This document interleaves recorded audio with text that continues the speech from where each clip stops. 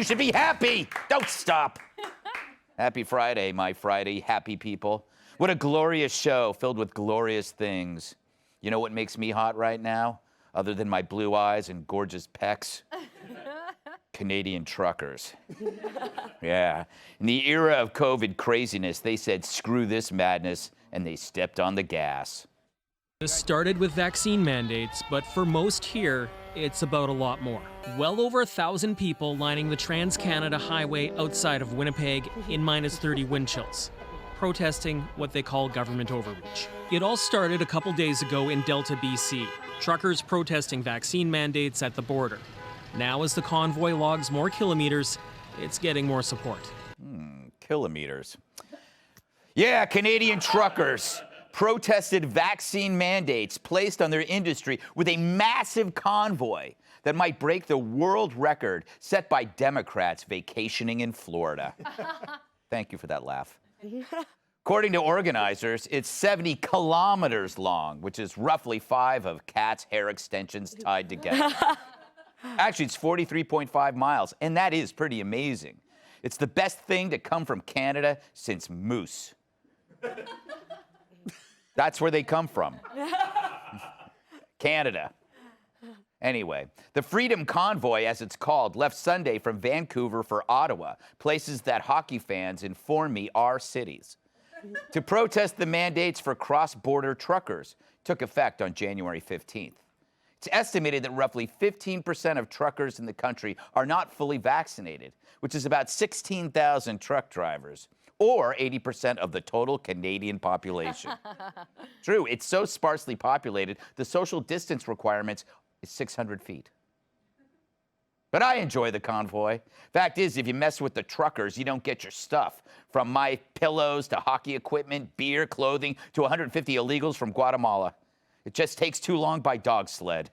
And it's absurd, mandating vaccines for people who spend more time alone than Kat on prom night.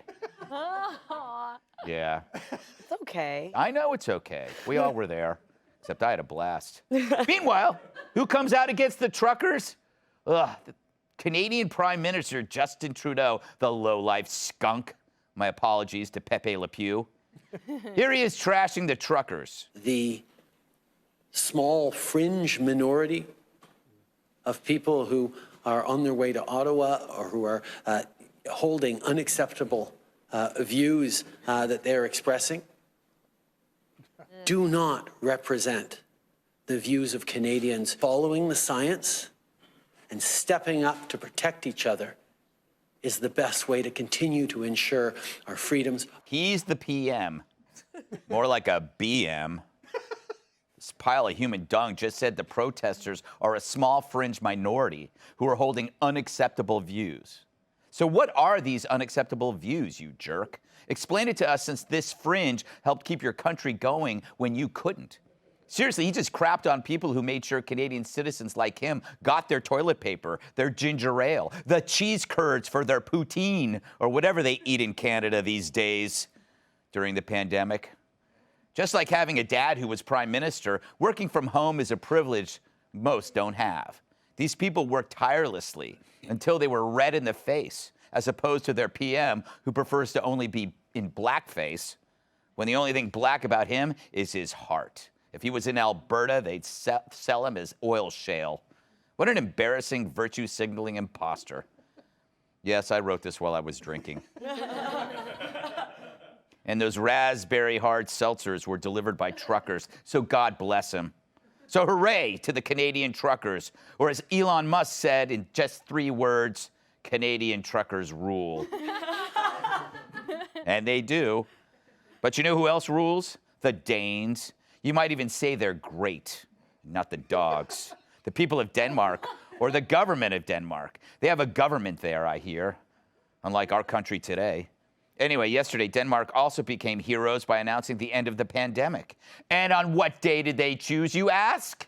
Yes, I answer, February 1st, the date this show picked as the end to the pandemic. Yeah, apparently they watched Gutfeld in between cobbling and smoking mackerel. How amazing is that? According to whatever I read, Denmark is ending all its pandemic measures and virus restrictions on the last day of January. That's Martha McCallum's birthday, by the way. Yeah, I know. I hope she likes the present I got her. Although I forgot to poke holes in the box. Oh my God. But their reasoning for ending the restrictions, the disease, like Andrew Cuomo, no longer poses a threat to society. So they'll be reclassifying the pandemic as an endemic. For more, let's go to our Denmark correspondent, Hans Leifenschnaz. Greg, are you stupid? Do I look Danish to you? I'm not a Danish correspondent. Get your head out of your ass. And I'm working. Leave me alone. Working. So this easing of restrictions follows other countries like the UK and Ireland as people find out that Omicron is less severe than the sentences handed down for gun crime. Where Delta was Charles Manson, Omicron is more like Charles Nelson Riley. So they realize that no restriction is going to stop the contagious but mild strain. Omicron is like Dana Perino's dog pictures. It's everywhere, but you can handle it. And we don't need the government or Neil Young telling us what to do. Right now, Denmark, a nation of 6 million people, has just 44 COVID-19 patients in ICU. And I'm willing to bet they're older than Stuart Varney and Brit Hume combined. Oh, stop it. So like listening to the couple in the next apartment having sex. It sounds to me like they know what they're doing. So what about us? What are we doing? February 1st is next week. When are we going to take the lead here and bring this to an end, since our leaders won't? Like Hollywood screenwriters, they suck at endings. So let's take inspiration from the Canadian truckers and the Danish cobblers and declare this thing over once and for all. And then get back to normal life, where we make fun of Canadians and Danes instead of complimenting them. Period. Let's welcome tonight's guest.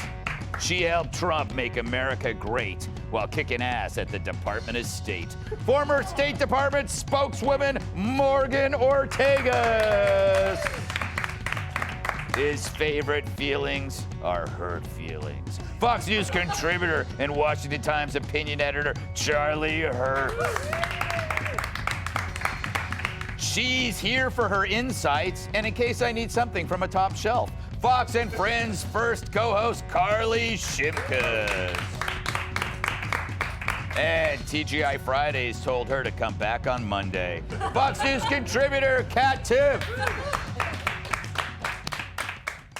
Charlie, the truck drivers. Now, I hope this is a peaceful thing. I don't want anything to get out of hand. But it's really kind of inspirational to see everybody going out there, seeing this long line. I get the feeling that it's the people who are going to decide when this thing is over. What do you think, Mr. Hurt? You know, it's amazing. At some point, it starts to, you know, the more we realize that the vaccines don't actually prevent people from getting the disease, and apparently the masks don't work, which I think most normal people realized from early on. You have these politicians who are clinging more to the rules and the regulations than ever before. And I think a lot of it has to do with the fact that this has never been about controlling the virus. This has been about control from the beginning. And these people, like Justin Trudeau, just don't want to let go of power. Yeah, I will push back a little bit and say that even though obviously the vaccines don't stop the spread, that is true.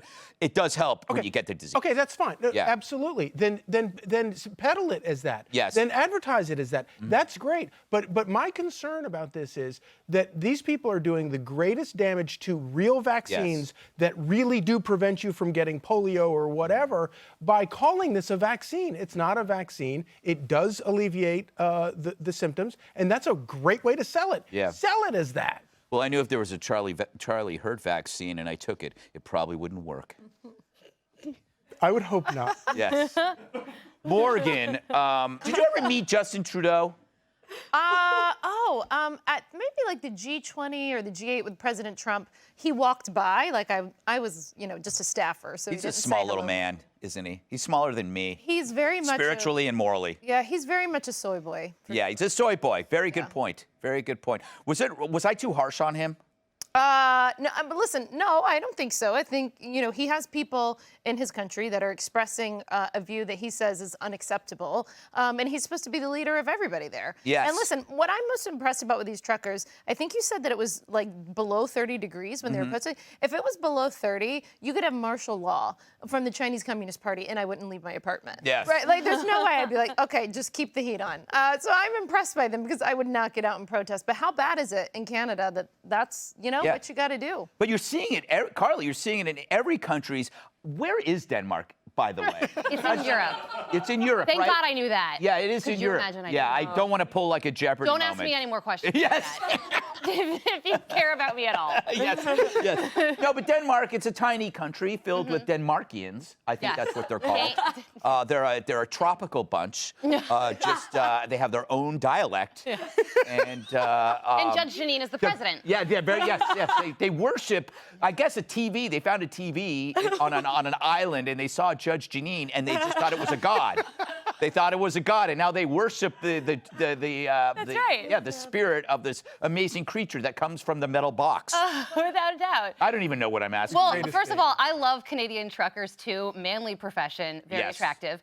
And then Justin Trudeau is like, he's like the classic movie bad guy that seems like super innocent, and then 15 minutes in, you realize that he's an authoritarian dictator, right? And the fact that he said that this is a fringe group of people with an unacceptable view is the most thought police thing I have ever heard in my life. Yeah. And then we're talking about truck drivers, which is a profession that is just forced isolation. Yeah. You don't have a coworker. You're not spreading COVID to anybody. Yes. So I don't understand why he's pinpointing this group of people. He should just say, okay, you know what?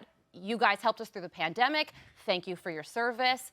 Continue on with your lives. Yeah, I mean, the I fact. always say thank you for your service to truck drivers. The funny They thing is, did provide a very good service. and you know what? You want to screw with the About supply inflation. chain. Exactly. And just totally. You know what he is? He's the maitre d'.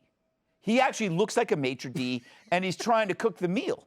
And he should say, no, Especially you're just with for the front. facial You're hair. just for front of the house, Justin. You can hit on the bartenders. That's all you're allowed to do. Kat, this is interesting what COVID has done. Teachers are now the reprobates, and truck drivers are now the heroes. Yeah. Is that incredible? Yeah, and I want to move to Denmark. Yeah. Yes, and I they don't won't let you. I don't know. No, probably not. I don't know anything about it. Everything you could have said, it's true as far as I know. Yes. Because, they're like, pandemic's over. And we're not even talking about that. We're not even talking about what would that take to get there. Yes. We're not saying what numbers, what metric would be okay to get rid of these restrictions. What we're doing is we have that tweet, actually. I want to show the Lori Lightfoot Oh, tweet. fantastic. So if I don't know, this is what we're doing. Yeah. She's tweeting this saying, if you get vaxxed, this stat can be yours. That's money. Yeah. If you get vaxxed, you can have this $826 of cash that I have arranged on my rug. That's what we're doing? I don't want to live here anymore. I wonder how many people were shot in Chicago while she was arranging the money. Arranging the cash. Yeah, I'm sure she wasn't the only one arranging it, but God, that is just idiotic. And it was real. Or that she does look like she was up all night doing it. But then she always looks like she's up all night. Anyway, I said February 1st. It's coming true. I might be off a few days, but psychologically, this is the bullseye. I think you can feel it in your bones. I don't know. Maybe like California will be the caboose on this one, I think. Hey, Sean Hannity here. Hey, click here to subscribe to Fox News YouTube page and catch our hottest interviews and most compelling analysis. You will not get it anywhere else.